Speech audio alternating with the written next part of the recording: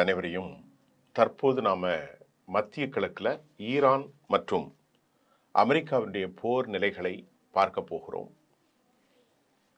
America ஈரானை தற்போது வரை தாக்குவதற்கு மிகுந்த யோசனை, ஈரானுடைய எதிர்வினைகள் கடுமையாக இருக்கிறது. செய்திகள் மாறிக்கொண்டே இருந்தாலும் நிலவரங்கள் அமைதியாக இல்லை. அங்கே மிகுந்த ஒரு பதட்டத்தை தான் நாம் பார்க்க முடியுது. ஈரானுடைய உச்சபட்ச தலைவர் ஆயத்துல்லா கொமைனி, அவருடைய தந்தையார் ரூஹுல்லா கொமைனியுடைய சமாதிக்கு அவர் சென்று அவர் பிரார்த்தனை செய்தார். ஒரு இக்கட்டான காலகட்டமாக அவர் அந்த சமாதிக்கு சென்றதை பலர் சர்வதேசத்தினுடைய ஷியா பிரிவு தலைவர்களும் இதனை பார்க்கிறார்கள். குறிப்பாக அமெரிக்கா ஈரான் நாட்டின் மீது போர் தொடுத்தால் ஈரான் எல்லாவற்றையும் தாண்டி இந்த ரீஜனல் மண்டலம் முழுமையாக பாதிக்கப்படும் என ஈரான் கடும் எச்சரிக்கை தெரிவிச்சிருக்கிறது. நீனும் காலி, உன்னோடு சேர்ந்தவர்களும் காலி, எல்லோரும் காலி. அப்படித்தான் ஈரானுடைய அறிவிப்பு. அமெரிக்கா எங்கள் பகுதியில் இருந்து இந்த மிரட்டல் வேலையில் ஈடுபடக்கூடாது. முதல்ல அமெரிக்கா விளைவுகளை பற்றி கவனத்தில் எடுத்துக்கிடணும் அப்படின்னு ஈரான் கடும் எச்சரிக்கையை விடுவித்திருக்கிறார்கள். ஈரான் யாரையும் முதல்ல தாக்குதல் நடத்த முன்வராத நிலையில ஈரான் மீது கை வைத்தால் நாங்கள் பதிலடி ரொம்ப மோசமாக இருக்கும் என்பதையும் உச்சபட்ச தலைவர் ஆயத்துல்லா கமேனியுடைய ஸ்டேட்மெண்ட் அமெரிக்காவை சற்று ஆடிப்போய் வைத்திருக்கிறது. அதில் அவர் சுட்டி காட்டுவது, சமீபத்தில் எங்கள் நாட்டுக்குள்ள சிஐயும் உங்களுடைய மொசாதும் இஸ்ரேலும் யூத படைகளும் இணைந்து லட்சோப லட்சம் கோடிகளை கொடுத்து உளவாளிகளை தூண்டிவிட்டு கலவரத்தை மேடுபட்டிய போது சமீபத்திய உளவாளிகளின் விவகாரத்தில் நடத்திய ஆபரேஷனை சுட்டிக்காட்டி பேசிய ஆயத்துல்லா கமேனி, இங்க பாருங்க, இஸ்ரேல் மற்றும் அமெரிக்கா தாக்குதலை தொடர்ந்து ஈரான் மிகுந்த அலர்ட்டாக இருப்பதாகவும் தற்போது தகவல் வெளியாகி இருக்கிறது. நான் கடந்த முறை ஏன் இந்த வார்த்தை அலர்ட் அப்படின்னு வந்திருக்குன்னா, கடந்த முறை அமெரிக்காவும் இஸ்ரேலும் தாக்குதல் நடத்தும் போது நிலைமை வேறு. அமெரிக்கா தாக்க வேண்டாம், பெஞ்சமின் நேதன்யாகுதான் கொண்டு பேசி கொண்டிருக்கிறார் என்கிற செய்திகள் எல்லாம் ஈரான் ஒரு பெரிய அலர்ட்டா இல்லை. ஏராளமான உளவாளிகள் இருந்தார்கள். அவர்கள்தான் கிட்டத்தட்ட 12க்கும் மேற்பட்ட சயின்டிஸ்டையும் 30க்கும் மேற்பட்ட இராணுவ பிரிகேடர்ஸ் எல்லாத்தையும் காலி செஞ்சுட்டாங்க. ஆனால் இன்னைக்கு உளவாளிகள் 30,000 பேர் வரை, 16,000 என்கிறது, 12,000 என்கின்றார்கள், 30,000 என்பது அவ்வளவு பேரும் படுகொலை செய்யப்பட்டு விட்டார்கள். இருப்பினும் இருப்பார்கள் என்பதிலும் அவர்கள் எந்த அளவிற்கு இஸ்ரேலுக்கும் அமெரிக்காவுக்கும் உயிரை வெறுத்து ஒத்துழைக்க போறார்கள் என்ற கேள்விக்கு ஈரான் தற்போது ரொம்ப அலர்ட்டா இருக்குது அப்படின்ற செய்தி வந்திருக்கிறது. கொமைனி, அப்பாஸ் அராகச்சி கடும் எச்சரிக்கை. இதுக்கிடையில எந்த ஒரு நிலையிலும் தங்களுடைய இராணுவ திட்டம் குறித்து ஃப்ளைட்டில் போகும்போது அமெரிக்காவுடைய டொனால்ட் ட்ரம்பும் பேட்டி கொடுக்குறார். அவர் என்ன சொல்றாருங்கிறத நான் உங்களுக்கு சொல்றேன். நாங்கள் எங்கள் ஃப்ரெண்ட்ஸ் அரபுகளிடம் பகிர்ந்து கொள்ளும் நிலையில் நாங்கள் இல்லை. அதே சமயம் ஈரான் குறித்து பேச்சுவார்த்தை மட்டுமே நடத்தி வருவதாகவும் டொனால்ட் ட்ரம்ப் கூறியிருக்கிறார். சொல்லிட்டு அவர் சொல்றாரு, இங்க பாருங்க, ஃப்ளைட்ல எங்க திட்டம் குறித்து பிறரிடம் கூறும்போது நிலைமை ரொம்ப மோசமாக ஒன்றாக அமையும். வெனிசுலாவில் நடந்த நடவடிக்கையை ட்ரம்ப் சுட்டி காட்டினார். யார்கிட்டையும் சொல்லாம நாங்கள் ஆபரேஷன் நடந்தேன் அப்படின்னு சொல்லிட்டு, ஒட்டுமொத்த அரபுகள் இருண்ட நிலையில்தான் தற்போதும் இந்த பிரச்சனை தொடர்ந்து வருகிறது. இதுக்கு இடையில கத்தருடைய Abdul Rahman Al Thani Abbas அராகச்சியுடன் அவர் சந்தித்திருக்கிறார். ஈரானுக்கு சென்றதாகவும் சொல்லப்படுகிறது. சவுதி அரேபியாவுடைய defence minister Khalid bin Salman America உடனான தங்கள் வான் பாதுகாப்பு பகுதியை எந்த ஒரு நிலையிலும் ஈரான் நாட்டிற்கு எதிராக நாங்கள் பயன்படுத்த அனுமதியோம் என்று சவுதி ஓப்பன் ஸ்டேட்மெண்ட். இப்போ தொடர்ந்து ரூஹுல்லா காமெனியுடைய சமாதிக்கு சென்றவர், நாங்கள் யாரையும் தாக்க மாட்டோம், எங்களை தாக்கினால் சரியான பதிலடி கொடுப்போம் என்று பேசிக்கொண்டிருந்த அவருடைய பேச்சு நேற்று வீடியோ வெளியாகி இருக்கிறது. கோமெனி என்ன சொல்கிறார் இங்க பாருங்க. ஈரான் நாட்டின் வளம், ஈரான் நாட்டின் கனிமம், ஈரான் நாட்டின் எண்ணெய் குறித்து அவர் பேசினார். எங்கள் மேல இருக்கக்கூடிய இந்த கனிமங்கள், எண்ணெய் வளம் எல்லாவற்றும் அவர்களை வந்து வந்து அட்ராக்ட் பண்ணியிருக்கிறது. ஆனால் நாங்கள் யாரையும் ஒப்ரெஸ் பண்ண மாட்டோம். தங்கள் தேசம் மக்களுக்கும் தமக்கு பின் வலிமையான முறையில் இருப்பதாக கூறிய ஆயத்துல்லா கமெனி போர் குறித்து எந்த விதத்திலும் அவர் பதட்டமடையாமல் பேசியதையும் நாம் பார்க்கிறோம். அதற்கிடையில் ஈரான் மீதான அமெரிக்காவினுடைய இராணுவ தாக்குதல் குறித்த அச்சம் நிலவும் இந்த சூழ்நிலையில் அமெரிக்கா வெளிவிவகாரத்துறை ஒரு முக்கியமான அறிவிப்பை வெளியிட்டுள்ளது. இது குறித்த அறிக்கை அந்நாட்டினுடைய பார்லிமெண்ட்ல சமர்ப்பிக்கப்பட்டுள்ளதாகவும் தற்போது செய்திகள் வந்திருக்கிறது. சவுதி அரேபியாவுக்கு இஸ்ரேலுக்கும் மிக முக்கியமாக அவர்கள் பெரிய அளவில் ஆயுத வியாபாரத்தை நடத்தியிருப்பதை நான் இப்போது உங்களுக்கு சொல்ல போகிறேன். இப்போ ஈரானுடைய தாக்குதல், அமெரிக்கா தாக்குதல் புரோக்கரேஜ் பண்ணக்கூடிய சவுதி, துருக்கி, கத்தர், இந்த மாதிரி ஒரு சூழ்நிலையில் என்ன ஆயுதங்களை எத்தனை கோடி பில்லியனுக்கு நடத்தியிருக்கிறார்கள் என்று நாம் பார்க்கிறோம். சவுதி அரேபியாவுக்கு மட்டும் அமெரிக்கா $900 கோடி மதிப்பிலான ஆயுதங்களை அவங்க வழங்க முடிவு செய்திருக்கிறார்கள். இதில் முக்கியமாக 730 பேட்ரியாட் ஏவுகணைகள் மற்றும் அவற்றுக்கு தேவையான தளவாடங்களையும் அமெரிக்கா வழங்கப்பட உள்ளது. இது குறித்து யுஎஸ் எக்ஸ்டர்னல் அஃபேர்ஸ் துறை கூறும்போது, சவுதி அரேபியா நேட்டோ அமைப்பில் இல்லை அப்படின்னாலும், நேட்டோனா எங்களுடைய கூட்டாளிகள் தான், நேட்டோ அமைப்பில் சவுதி இல்லாவிட்டாலும் அது அமெரிக்காவினுடைய நம்பகமான செல்ல பிள்ளையாகவும் கூட்டாளியாகவும் இருக்குது. அமெரிக்கா தெளிவுபடுத்திட்டாங்க, அவங்க எங்களுக்கு நம்பகமான முக்கியமான பார்ட்னர். சவுதி அரேபியாவினுடைய பாதுகாப்பை உறுதிப்படுத்துவது வளைகுடா பிராந்தியத்தில் ஒரு அரசியலுடைய ஸ்திரத்தன்மைக்கு பொருளாதார முன்னேற்றத்திற்கும் அவசியம் என அமெரிக்கா விரும்புகிறது. இதனால அந்த நாட்டினுடைய ஏர் டிஃபென்ஸ் சிஸ்டத்தை ஏவுகணை தாக்குதலிருந்து பாதுகாப்பதற்கு கட்டமைப்பை வலுப்படுத்தக்கூடிய எல்லா நடவடிக்கையும் நாங்கள் எடுத்திருக்கிறோம் என தெரிவிக்கப்பட்டுள்ளது. இப்போ இவங்க மொத்தம் 1,43,000 கோடிக்கு ஆயுதங்கள். அடே அப்பா! இப்போ அடுத்து இஸ்ரேலுக்கு அவங்க என்ன கொடுத்துருக்கான்னு பார்ப்போம். சவுதி அரேபியாவுக்கு இதற்கும் சேர்ந்து அது 900, நான் முதல்ல சொன்னேன் இல்லையா, அந்த அளவிற்கான பில்லியன் டாலர்கள், $900 பில்லியன். இப்போ இஸ்ரேலுக்கும் ஆயுத விற்பனைக்கு அமெரிக்காவுடைய நாடாளுமன்றம் சவுதிக்கு அனுமதி அளித்ததை போன்று கொடுத்திருக்கிறது. ஆனால் இஸ்ரேலுக்கும் அதற்கு அளித்த மதிப்பு $667 கோடி. இப்போ இதில் இஸ்ரேலுக்கு என்னெல்லாம் கொடுக்குறாங்கன்னு பார்ப்போம். $380 கோடி 30 ஸ்பீட் அப்பாச்சி ரக சாப்பர்கள், ஹெலிகாப்டர்கள், நவீன கேமராக்கள், நின்ற இடத்திலே ஏறக்கூடிய தொழில்நுட்பம் தான் அப்பாச்சி. ரன்வேலாம் ஓடாது, அப்படியே ஏறும் அப்படியே இறங்கும். இவை நவீன இலக்குகளை துல்லியமாக கண்டறியக்கூடிய அப்பாச்சி. இது தவிர $198 கோடி மதிப்பில் 3250 இலகுரக இராணுவ வாகனங்களை இஸ்ரேல் வழங்குகிறது.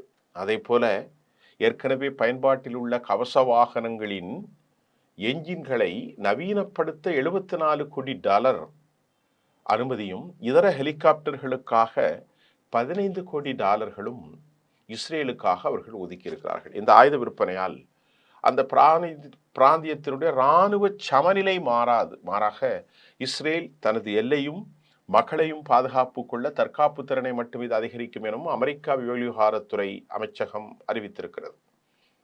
இந்த நிலையில கத்தருடைய பிரதமர் Sheikh Mohammed bin Abdul Rahman bin Jassim Al Thani, நான் சொன்னல ஏற்கனவே, தெஹ்ரானுக்கு போய் லாரிஜானியை சந்தித்தார். லாரிஜானி ஒரு மூத்த ஆய்வாளர், ரகசியமாக கொமெனியோடு பேசக்கூடிய லாரிஜானி டிஃபென்ஸ் செக்ஷனுடைய மூத்த தலைவர், ஃபீட் ஹெர்ட்ஸ் மாதிரி. லாரிஜானியை சந்தித்து இந்த பிராந்தியத்தில் பதட்டங்களை தணிப்பதற்கான முயற்சிகள் குறித்தும் கத்தர் விவாதித்ததாக கத்தர் நாட்டினுடைய வெளிவிவகாரத்துறை தெரிவித்திருக்கிறது. பதட்டங்களை குறைப்பதற்கும் பிராந்தியத்தில் பாதுகாப்பு மற்றும் ஸ்திரத்தன்மை மேம்படுத்தும் அமைதியான தீர்வுகளை அடைவதையும் நோக்கமாக கொண்டு அனைத்து முயற்சிகளுக்கும் கத்தருடைய ஆதரவை ஷேக் முஹம்மது பின் ஜாரானி வலியுறுத்தினார் என்றும் கத்தருடைய அமைச்சகம் தெரிவிக்கிறது. இதில் பிராந்திய மக்கள் பதட்டத்தின் விளைவுகளை தவிப்பதற்கு ராஜதந்திர வழிமுறைகளையும் வேறுபாடுகளையும் தீர்க்க சகோதர மற்றும் நட்பு நாடுகளோடு ஒருங்கிணைந்து செயல்படுவதற்கு முயற்சி அவசியம் என்பதையும் அப்துல் ரஹ்மான் அல் தானி வலியுறுத்தினார். துருக்கி, யுனைடெட் அரபு எமிரேட்ஸ், சவுதி அரேபியா இந்த நாடுகளுக்கும் வாஷிங்டனுக்கும் இடையே தெஹ்ரானுக்கும் இடையிலான இராணுவ மோதலை தடுப்பதற்கு ராஜதந்திர முயற்சிகள் தற்போது தொடர்கிறது. நேட்டோவின் உறுப்பினரான துருக்கி ஈரானோடு ஒரு எல்லையை பகிர்ந்து கொள்கிறது. அது மட்டும் இல்லைங்க, அங்கு எல்லா விதமான வெளிநாட்டு தலையீட்டையும் அவங்க எதிர்க்கிறாங்க. குறிப்பாக சொல்ல போனால் ஸ்திரத்தன்மை ஏற்படுவதை தவிர்ப்பதற்கு அமெரிக்காவும் ஈரானும் பேச்சுவார்த்தைக்கு அழைப்பு விடுத்திருக்கிறார்கள். ஒரு தீர்வை தேட 2 தரப்பினர்களும் இந்த புரோக்கரேஜில் துருக்கி, கத்தர், சவுதி. இப்போ சவுதியினுடைய பட்டத்து இளவரசர் முகமது பின் சல்மான் செவ்வாய்க்கிழமை கடந்த வாரம் ஈரானிய சனாதிபதி மசூத் செபஸ்கானிடம் ரியாத் தனது வான்வெளி எல்லை பிரதேசத்தை தெஹ்ரானுக்கு எதிராக பயன்படுத்தார். திருப்பி சவுதியை தான் சொல்லிட்டு இருக்கு என்றும் ஸ்பா மாநில செய்தி தெரிவித்தது. நாங்கள் எல்லாருமே முன்ன வந்து சொல்கிறாங்க, நாங்கள் உங்களுக்கு எதிராக இருக்க மாட்டோம், உங்களுக்கு எதிராக இருக்க மாட்டோம். ஏன்னா அந்த அளவுக்கு அவர்கள்ட்ட ஆயுதங்கள் இருக்குது. பயம் அமெரிக்காவை தாக்குறதுக்கு அவ்வளோ நாட்டிலையும் தளம் வச்சுருக்கான். அந்த தளத்தை தாக்கி தமது நாட்டை காலி செஞ்சிடக்கூடாது. எல்லாரும், சவுதியும் சரி, துருக்கியும் சரி, கத்தரும் சரி, ஈஜிப்டும் சரி, எல்லாம் போய் யுனைடெட் அரபு எமிரேட்ஸ். இப்போ அவங்க என்ன சொல்கிறாங்க அப்படின்னு பார்த்தா, இந்த பாருங்க, ஈரான் எங்களுடன் பேசுது, நாங்கள் ஏதாவது செய்ய முடியுமா என்று பார்ப்போம். யாரு? இந்த கூட்டமைப்புகள்லாம். எங்களிடம் ஒரு பெரிய கடற்படை அங்கு செல்றது. இது யார் சொல்றா அப்படின்னு சொன்னா, அமெரிக்காவினுடைய ஜனாதிபதி ஃபாக்ஸ் நியூஸுக்கு ஒரு பேட்டி கொடுத்தார். அவர் லூஸ் தரமாலாம் பேசுவார். அப்போ சொல்லும்போது என்ன சொல்றார், நாங்க பெரிய கடல் படையை அனுப்புறோம், ஈரான் எங்களுடைய பேசுது. இவங்க தான் பேசுறாங்க தவிர ஈரான் பேசல. ஈரான் 2க்கும் ரைட், நாங்க பேச்சுவார்த்தைக்கும் தயார், சண்டைக்கும் தயார்னு அறிவிச்சிட்டாங்க. இவர் ஃப்ளைட்ல தொப்பி போட்டுட்டு தான் பேசுறாரு. இந்த பேச்சு ஸ்டேட்மெண்ட் ஆங்கிலத்தில் வந்திருக்கு. அவங்க பேச்சுவார்த்தை நடத்துறாங்க, நாங்க கப்பல் அனுப்பிட்டோம், என்ன நடக்குதுன்னு பார்ப்போம் அப்படின்ட்டு ட்ரம்ப் கூறியிருக்கிறார். அடுத்து, இந்த அரபு பிராந்தியத்தில் அமெரிக்க நட்பு நாடுகளுக்கு பாதுகாப்பு காரணங்களுக்காக திட்டம் குறித்து நான் தெரிவிக்கல.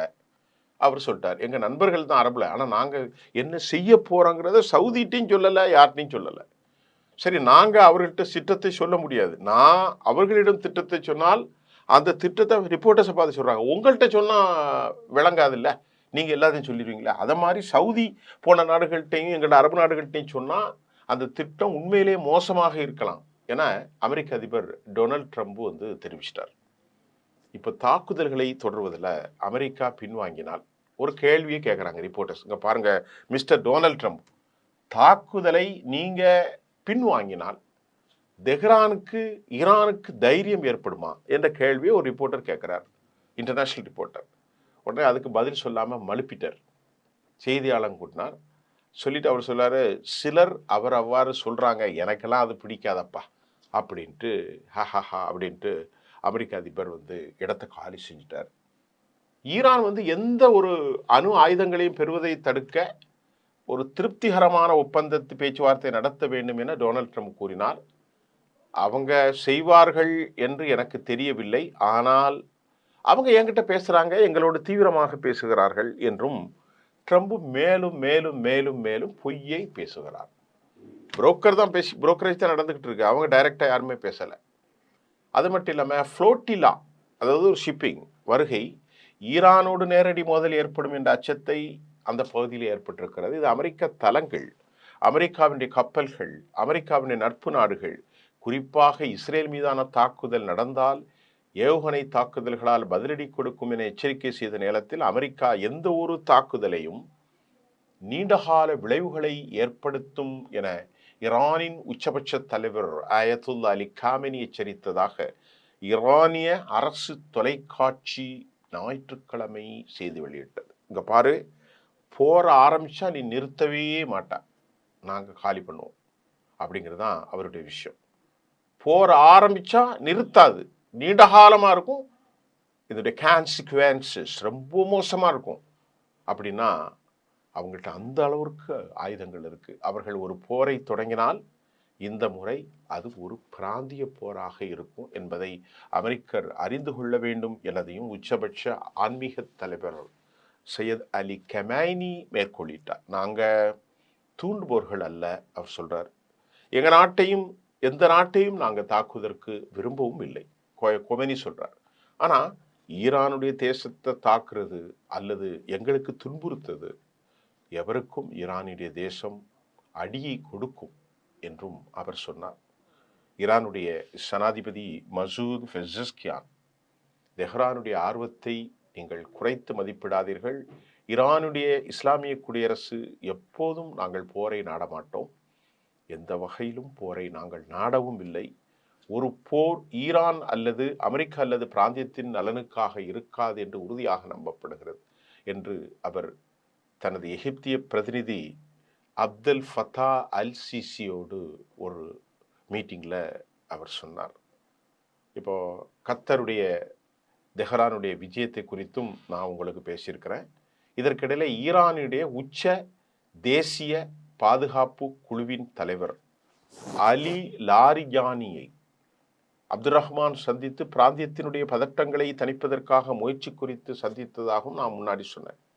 இதுக்கிடையில் அமெரிக்காவுடைய இராணுவ நடவடிக்கை எதிர்கொள்வதை விட ஈரான் தனக்கு அணுசக்தி மற்றும் ஏவுகணை திட்டங்கள் குறித்து ஒரு ஒப்பந்தத்தை எடுப்பதாக தான் நம்புவதாக ட்ரம்ப் கூறினார். இப்போ ட்ரம்ப் என்ன சொல்றாருன்னா, சண்டைலாம் வேணாம், சண்டைக்கு நாங்கள் தயாராக இல்லை, நீங்கள் 2 கண்டிஷன், ஏவுகணையும் குறைச்சிருங்க, அப்போ நீங்கள் அணு ஆயுதத்தையும் கைவிடுங்க. அப்போ ஈரான் எதுக்கு இருக்கு? ஈரான் எதுக்கு இருக்கு? அப்போ அவர் என்ன சொல்றாரு, உங்ககிட்ட ஒப்பந்தம் செய்வது உன்கிட்ட சரண்டருக்கு ஆகும், நாங்கள் அந்த வேலையை செய்ய மாட்டோம். எங்கள்கிட்ட கைபர் ஷெகான் இருக்கிறது, எங்களிடத்தில் குர்ரம் ஷோர் இருக்கிறது, மெராஜ் இருக்கிறது, சிஜியில் இருக்கிறது, கதர் இருக்கிறது, கஹர் இருக்கிறது, கதரும் இருக்கிறது, கஹரும் இருக்கிறது இல்லையா? எல்லாமே எங்கள்கிட்ட இருக்கு. எல்லாம் ஷார்ட்வே ரேஞ்ச் இருக்கிறது, நீல தூரம் இருக்கிறது, 14,000 கிலோமீட்டர் செல்லக்கூடிய, ஒளியை விட 13 மடங்கு வேகமாக செல்லக்கூடியதெல்லாம் வச்சிருக்கிறோம். உன்னுடைய கண்டிஷனை நாங்கள் ஏற்றுக்கிட்டா நான் சரண்டர், நான் ஒபே பண்ண மாட்டேன். ஏவுகணையை நான் ஒரு பெரிய சாபரின், எனது பாதுகாப்புக்காக நீ வச்சிருக்க, உன்னுடைய யூதம் வச்சிருக்கிற போது நான் ஏன் செய்யக்கூடாது அப்படின்னு சொல்லிட்டார். சொல்லிட்டு அவர் என்ன சொல்றாருன்னா, இந்த பாதுகாப்பு திறன்கள் நிகழ்ச்சி நிரலில் இல்லாத அணுசக்தி பேச்சுவார்த்தைக்கு தயாராக இருப்பதாக தெஹ்ரான் கூறிட்டு, தெஹ்ரான் என்ன சொல்லிட்டாங்கன்னா, அணுசக்தியை அக்ரிமெண்ட் போடலாம் அப்படின்னு வந்திருக்கு, அது அஃபிஷியலாக நமக்கு வரல, துருக்கிட்ட கையெழுத்து போடுவதாக சொன்னதாக செய்தி வந்திருக்கு. ஆனால் நாங்கள் இருக்கிற 460 அல்லது 56 கிலோ செறிவூட்டப்பட்ட யுரேனியத்தை ஒருபோதும் உங்கள்கிட்ட தரமாட்டோம், தெளிவாக வச்சுக்கோம், 30 குண்டு தயார் பண்ணோம், எந்த நேரமும் பண்ணிடுவோம். அப்புறம் அந்த ஏவுகணை பிரச்சனை, ரெஸ்டோரேஷன், அதற்காக பவுண்ட்ரி, அதெல்லாம் செய்ய முடியாது சார் அப்படின்னு சொல்லிட்டாங்க. அமெரிக்க அதிபர் என்ன சொல்கிறாரு, ஒருவேளை நீங்கள் பின்வாங்கினால், பின்வாங்கித்தான் ஆகணும், ஏன்னா அந்த நாட்டினுடைய தற்கொலை படைகள், இஸ்லாமிய ஜிஹாதி படைகள், அந்த நாட்டினுடைய மிகப்பெரிய ஆயுத தளவாடங்கள், அந்த நாட்டுடைய பிராக்சிகள், எல்லை பிராந்தியம், அணு ஆயுதம், ஏவுகணைகள், ட்ரோன்கள், ஷாஹின்கள், இப்படி நிறைய இருக்குது. அதை நான் தனியாக தரேன், என்னென்னலாம் இருக்குன்னு ஒரு தனியாக வச்சுருக்கேன், நாளைக்கு அதை நான் உங்களுக்கு அதை தரப்போகிறேன்னு நினைக்கிறேன். அது கொஞ்சம் கஷ்டம். அதை காட்டும்போது, அந்த படங்களை எல்லாம் காட்டும்போது சில சிக்கல்கள் வருவதனால நாம் அவர்களுடைய ஆயுத கிடங்களில் இருக்கக்கூடிய ஒவ்வொரு அணு ஆயுதங்களையும், ஒவ்வொரு ட்ரோன்களையும், அதனுடைய பெயர்களையும் தரலாம். அதுக்கான முயற்சி எடுத்துட்டிங்கன்னா ஈரானில் எவ்வளவு ஆயுதங்கள் இருக்குன்னு நீங்களே அசந்து போவீங்க. நேற்று நான் ஒரு ஆங்கில விஷயத்தில் பார்த்தேன், எனக்கே அணு ஆயுத நீர்மூழ்கி கப்பல்கள், பலிஸ்டிக்ஸுகள், ஹைப்பர் சோனிக்கு, சூப்பர் சோனிக்கு, ஷாஹின் 129, 139, மிராஜி ஏராளமான அணுகுடல்கள், கொஞ்சம் நெஞ்சம் இல்லை. அவங்களுடைய ஷிப்பே பெரிய அளவில் இருக்குது. அவருடைய ப்ராக்சிகள் இருக்கிறாங்க, மெல்டிகள் இருக்கிறாங்க, மலைகளை குடைந்து கடலோரமாக இருக்கிற ஏராளமான மலைகள். அவ்வளோ ஈஸியாலாம் அமெரிக்கா உள்ளே போக முடியாது. ஒன்றுமில்லாமல் ஆப்கான்லேயே அவர்களால் வெற்றி கொள்ள முடியல. ஆப்கானில் ஒன்றுமே கிடையாது. அந்த ஃபக்கீர்கள்னு சொல்லுவாங்க நிறைய பேரை. அந்த மாதிரியான ஃபக்கீர் கூட்டத்திலே அமெரிக்கா தோல்வியை கண்டதை நாம் பார்த்தோம். அதே போன்றதொரு மோசமான விளைவுகள் இருப்பதை அமெரிக்க அதிபர் நன்கு உணர்ந்ததால் தான் அவர் ஃப்ளைட்டில் பேட்டி கொடுக்கும்போது திரும்பி விட்டால் என்ன செய்வது, அதை பற்றிலாம் பேசாதீங்க, முதல்ல சண்டையை பற்றியும் பேசாதீங்க, முதல்ல அக்ரிமெண்ட்டை பற்றி பேசுங்க. இது சில இடங்களில் ஒரு மாதிரி மிரட்டல் நடக்கும். மிரட்டல் நடக்கும்போது ரொம்ப பெரிய ஆட்கள் இருப்பாங்க பாருங்கள், அவங்க பேட்டில் இறங்க மாட்டாங்க. களத்தில் ரொம்ப லோக்கலாக உள்ளவன் தான் சண்டைக்கு போவான். ஏன் இறங்க மாட்டான்னா அவனுடைய பணம், அவனுடைய ஃபினான்ஷியல் ஹப்பு, அவருடைய தொழில், இதையெல்லாம் அவன் பாதுகாக்க வேண்டும். ஆனால் ஈரானுக்கு அப்படி அல்ல. ஈரானுக்கு வாழ்வா சாவா போராட்டம். அவன் நாட்டில் பசி இருக்கிறது, வறுமை இருக்கிறது. 40 வருஷமாக இருக்கும் வளத்தை விட்டு காசை வாங்க முடியல. அப்போ அவனுக்கு இருக்கிறது எஞ்சிய ஒன்று தான். தொடர்ந்து குண்டை போட்டு தொடர்ந்து அச்சுறுத்தி வருவது அவன் நாட்டில் ரொம்ப சிக்கலை ஏற்படுத்தி இருக்கிறது. இப்போ கூட அவங்க சொல்கிறாங்க, எங்கள் நாட்டுடைய பொருளாதாரத்தை நீங்கள் கைவிடுங்க, நாங்கள் பொருளாதாரத்தை அவங்க அதெல்லாம் லிஃப்ட் பண்ணிட்டோன்னா, தடை இல்லைன்னா ஒரு ஆட்டோமேட்டிக்காக வந்துடும். அவங்க திருப்பி இங்கே தாக்கவே மாட்டாங்க. எல்லாரும் அணு ஆயுதம் வச்சுருக்கான், அவனும் வச்சுருக்கான் அப்படின்னு போயிடும்.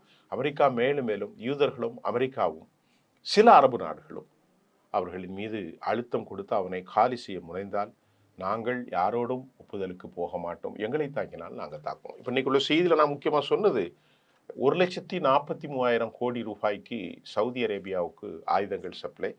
அதே போன்று 619 பில்லியன் டாலருக்கு இங்கேயும் சப்ளை பண்ணியிருக்கிறாங்க ஒட்டுமொத்த பேக்கேஜஸ்ஸு. அதில் ட்ரோன் சிஸ்டங்களை நான் சொன்னேன். பெட்ரியாட்டி ஆகப்பட்டது ஏர் டிஃபென்ஸ் சிஸ்டத்தில் சவுதிக்கு பண்ணியிருக்கிறாங்க. இவங்களுக்கு எல்லாமே செலவு பார்க்குறதுக்கு கூட 75 கோடி டாலரை அவங்க அனுமதிச்சிருக்கிறாங்க. அப்போ அவங்களுடைய ஆயுத விற்பனை, ஆயுத சமநிலை பாதிக்காது. எல்லாத்துக்கும் காசை கொடுத்த அமெரிக்கா தான் ஈரானையும் அடிமைப்படுத்தி ஒரு பொம்மை அரசு ஏற்படுத்த முயற்சிக்கிறது. நேற்று அமெரிக்காவுடைய பேட்டி, அமெரிக்க நாடாளுமன்றத்திலுடைய ஆயுத ஒதுக்கீடு நிறைய பேசியிருக்கோம். மீண்டும் நெக்ஸ்ட் நாளை புதிய செய்திகளோடு சந்திக்கிறேன். ஏன்னா நான் ஒவ்வொரு நாளும் பேசின செய்தியை மறுநாள் பேசுகிறது இல்லை. புதிய செய்திகளை ரொம்ப ஃபில்டர் பண்ணி ரொம்ப கஷ்டப்பட்டு எடுத்து உங்களுக்கு தரோம். மீண்டும் அடுத்த நிகழ்ச்சியில் உங்களை சந்திக்கின்றேன். நன்றி.